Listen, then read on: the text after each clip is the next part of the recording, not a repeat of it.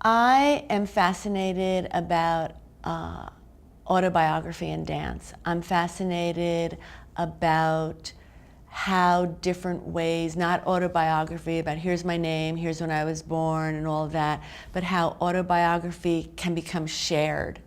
And so through that, it's a cultural autobiography, and through that, a community. When people tell me their story, their oral narrative, and then I watch them move, somehow it's together. You know, it's not like 1 + 1 = 2. It's like 1 + 1 = 3. And because, you know, the intonation of my voice or how I hold my body says something about how I'm feeling about my words. And so if I can capture those attributes in terms of, you know, the energy expression, in terms of how I'm using the space in terms of my body, or the force or the rhythm of how I move in terms of tempo, I think that gives me a new sense of the person, or a unique sense. There's a lot that's in our body. Our history's in our body. We carry our history in our body. And there's a lot that can be said in our body. Again, saying it not in terms of putting a dictionary words to it. And so when I start moving and just trying to take a signature, you know, the things that I do, that's a kind of writing with my body.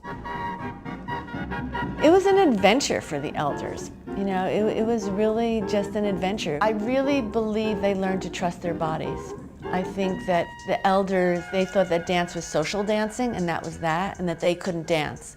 And so they really learned to trust their body, that their bodies could speak. I think dance has a lot of different functions. And dance has a healing function. We can think about dance as a therapeutic function, where people move expressively and they work out an emotional sense. That's what I try to do with my students in a lot of different courses, to get them to understand the breadth and depth of dance as a body of knowledge. I love what I do, and I think the fact that if I can expand my students' sense of what dance is in terms of the larger world, because this is part of dance, and to get them to think more broadly and to bring that richness to the community of MSU and to the larger community. And, you know, for the elders, to make them feel that they're still contributing, that was really special to me. People can do, you know, people can dig down deep, and that there's the spirit of doing something. There's the belief in humanity.